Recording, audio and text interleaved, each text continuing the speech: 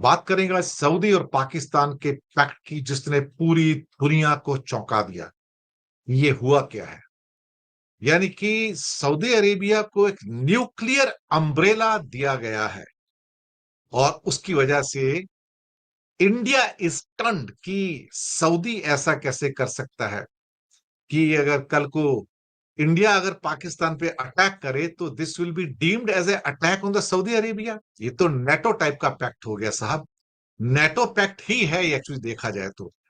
हिंदुस्तान हैरान है और हमारा विदेश मंत्रालय भी कुछ कह रहा है। चलिए आज सऊदी की और पाकिस्तान के एक स्टनिंग न्यूज आती है और फैक्ट होता है। नेटो लाइक आपस में एक समझौता होता है कि अगर किसी एक पर आक्रमण होता है, अटैक होता है, तो उसे दूसरे पर अटैक माना जाएगा। ये तो समझो एक किस्म से कहा जाए तो सऊदी ने भारत के साथ ही गेम कर डाला। एमबीएस मोहम्मद बिन सलमान और शहबाज शरीफ, ये पर्दे के पीछे भी क्या चल रहा है अल्टीमेटली। एक म्यूचुअल डिफेंस एग्रीमेंट हुआ है, स्ट्रेटेजिक म्यूचुअल डिफेंस एग्रीमेंट, और इसने दुनिया के कई देशों का ध्यान खींचा है। सऊदी और पाक में किसी एक पर हमले को दोनों देशों पर हमला बताया गया है। इसके ऊपर ब्रह्माचरण ने कहा कि इस समझौते से किसे फायदा होगा, पाकिस्तान और सऊदी ने क्या सोचकर डील की, इंडिया पे क्या असर होगा। ब्रह्मचलानी का कहना है कि सऊदी अरब ने बहुत सोच समझकर डील की और भारत को नाराज करने का जोखिम लिया है क्योंकि उसे बड़ा फायदा मिलेगा। सऊदी को पता था कि पाकिस्तान के साथ उसकी डील को भारत अपनी सिक्योरिटी के लिए सीधा खतरा समझेगा, इसके बावजूद उसने इसे आगे बढ़ाया है। मैं पूरा उसका जो बहुत इंपॉर्टेंट ब्रह्मचलानी बहुत बड़े इंडिया के सिक्योरिटी एक्सपर्ट्स हैं, उनका क्या है। Riyadh new India would constitute the Saudi-Pakistan mutual defense pact as direct threat to its security, yet it went ahead. The move reflects not just Pakistan's strength, it remains on the brink of bankruptcy, but Saudi Arabia's ambitions. By finding a chronically dependent Pakistan closer, Riyadh locks in military manpower and nuclear insurance while signaling to New Delhi, Washington, and others that it will chart its own course. The pact showcases Saudi Arabia's willingness to weaponize Pakistan's weakness to project its own influence. The timing, falling for Modi's birthday, underscored Riyadh's indifference to Indian sensitivity, despite India seeking a growing defense partnership with Saudi Arabia through military exchange, joint exercises, and establishment in April of Ministerial Committee on Defense Cooperation. बहुत कुछ हो रहा है जो कि अचंभित करने वाला है, शॉक करने वाला है। सऊदी अरब आगे कैसे जाएगा, उसने अमेरिका को भी आंसर दे दिया है। और शायद इस पूरे समझौते के अंदर एक बड़ी कड़ी, वो कौन है? वो कड़ी है साहब चाइना। सबसे बड़ी कड़ी, क्योंकि चाइना को इससे फायदा है। चाइना का रिलेशन पाकिस्तान से बहुत क्लोज है और चाइना ने ही सऊदी अरेबिया के साथ समझौता करके कहा था कि हम युआन के अंदर ऑयल की खरीदारी कर सकते हैं। तो चाइना ने इस समझौते की एप्रिसिएशन किया है और कहा कि ये अनप्रेसिडेंटेड एग्रीमेंट है चाइना और सऊदी और पाकिस्तान के बीच में। ये जो साइन हुए इस डील के ऊपर, मुझे लगता है कि this is something which nobody I think had expected before. लेकिन कुछ लोग कह रहे हैं कि it was in the making, शायद इंडिया ही उसको एंटिसिपेट नहीं कर रहा था। और चाइनीज जो एक्सपर्ट्स हैं, उन्होंने भारत और इजराइल को एक किस्म से घेरने की स्ट्रेटजी करार दिया गया है। मुझे लगता है कि शायद बहुत सारी चिंताएं सऊदी अरेबिया और कुछ और देशों में निकल के आ रही हैं, जहां इंडिया ओपनली इजराइल के साथ खड़ा हुआ नजर आ रहा है। और शायद सऊदी, कतर या कुछ और देशों को लगता होगा कि even India is firmly standing bye Israel, तो हमें उसके ऊपर कितना भरोसा करना होगा। अब ये तो ग्लोबल टाइम्स का भी कहना है कि ये डिफेंस पैक्ट ऐसे वक्त पर हुआ है जब खाड़ी देश जो लंबे समय से एक सिक्योरिटी गारंटर के रूप में अमेरिका के ऊपर जो उसकी ट्रस्टवर्दीनेस है उस पर डाउट कर रहे थे, और कतर पर इजरायली हमले ने इन चिंताओं को बढ़ाया। मुझे लगता है कि कतर पर जो हमला था वो एक ट्रिगर पॉइंट था यहां पर। जी हाँ, ट्रिगर पॉइंट।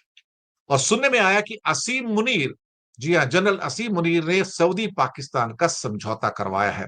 और दोनों फिर मोहम्मद बिन सलमान और साथ में शहबाज शरीफ एक दूसरे को गले लगाते हुए भी दिखे। और यहां पर असीम मुनीर भी प्रेजेंट थे, जिन्हें इस टाइम पाकिस्तान का सबसे पावरफुल आदमी माना जा रहा है। शायद इंडिया इजराइल का जो आपस में जो गठबंधन है, उसको जवाब मिलता है इस समय यहां से। और इंडिया के लिए एक कम से कम एक बहुत बड़ी समस्या यहां पर पैदा हुई है, और समस्या सारी की सारी ये है कि अगर इंडिया अभी किसी भी कारण से अगर पाकिस्तान के ऊपर अटैक करता है, जैसे कि ऑपरेशन सिंदूर अभी जारी है, तो तब सऊदी अरेबिया क्या करेगा? और ये उससे पूछा गया कि व्हाट यूल डू, तो सऊदी का कहना था कि हमारे बहुत स्ट्रांग रिलेशन है इंडिया के साथ में, और हम उन स्ट्रांग रिलेशंस को आगे लेके जाएंगे। लेकिन ऐसा लगता है कि सऊदी ने अपना रास्ता चुन लिया है। सऊदी को यकीन हो गया कि अमेरिका उसको प्रोटेक्ट नहीं करूंगा, क्योंकि पैट्रियट और थॉट जैसे एयर डिफेंस सिस्टम होने के बावजूद कतर के ऊपर जब F-35 और F-16 हमला कर रहे थे, तो अमेरिका ने उनको एक्टिवेट करके उनको गिराने की बात नहीं की, उन मिसाइलों को गिराने की बात नहीं की। यहां से लगा कि पाकिस्तान के जो 170 न्यूक्लियर बॉम्ब्स हैं, वो एक बहुत बड़ा न्यूक्लियर अम्ब्रेला प्रोवाइड कर सकते हैं, न्यूक्लियर अम्ब्रेला प्रोवाइड कर सकते हैं। इन एक्चुअलिटी देखा जाए तो जितने भी मुस्लिम कंट्री हैं ऑलमोस्ट, उनमें पाकिस्तान एक ऐसा वाहिद मुल्क है जिसके पास एटम बम है, 170। और मुझे लगता है कि ये एक उसके लिए एक विनिंग कॉम्बिनेशन बन गया। इंडिया के लिए ये स्ट्रेटजिकली एक वरिंग फैक्टर है, क्योंकि आज के बाद अगर इंडिया ने कहीं अटैक किया, तो सऊदी कहेगा आपने मुझ पर अटैक किया है, तब आप क्या करोगे? यहां पर शायद इंडिया के जो फॉरेन मिनिस्ट्री के जो स्पोक्स पर्सन हैं, वो बहुत संभल के बात कर रहे थे कि हम अभी स्टडी कर रहे हैं, हम देख रहे हैं। लेकिन ऐसा लगता है कि पाकिस्तान ने डिप्लोमेटिक कू किया है, पाकिस्तान ने एक बार फिर से डिप्लोमेटिकली एक लीड ली है, जो शायद एक किस्म से कहा जाए उसकी फाइनेंशियल हालत कमजोर होने के बावजूद भी उसने कम से कम जो मुस्लिम ममालिक हैं, सऊदी अरेबिया का कॉन्फिडेंस जीता, एमबीएस का कॉन्फिडेंस जीता। ये एक बहुत बड़ी घटना है। मुझे लगता है कि यहां से जो इक्वेशंस हैं वो चेंज होती नजर आएंगी, क्योंकि जो कतर पे हमला हुआ है इसराइल का, उसने इक्वेशंस चेंज की हैं। उसने ये बता दिया अल्टीमेटली कि अगर मुसीबत आ गई कभी सऊदी के ऊपर, यूएई के ऊपर, तो अमेरिका मदद नहीं करेगा। Despite having their military bases, America will not go against Israel. और इंडिया ने भी अनइक्विवोकली बहुत बार ऐसा हुआ है कि इसराइल को कंडेम नहीं किया उसकी गजा की एट्रोसिटीज के लिए। यह सही बात है। शायद इंडिया का इसराइल की ओर बहुत ज्यादा झुक जाना इस पैक्ट के पीछे का कारण है, और चाइना ने इसको ट्रिगर किया है।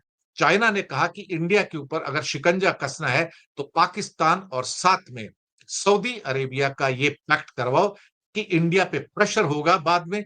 कि इंडिया ने पहले कहा था कि इस जंग के अंदर जो पहले हुई थी, पाकिस्तान एंड टर्की भी शामिल थे, तो अगर कभी फ्यूचर जंग हुई तो सऊदी भी शामिल हो जाएगा, क्योंकि ये पैक्ट नेटो पैक्ट है एक्चुअली। नेटो का मतलब अगर 32 देशों में किसी एक कंट्री पे हमला होता है, तो 32 देशों पर हमला माना जाएगा।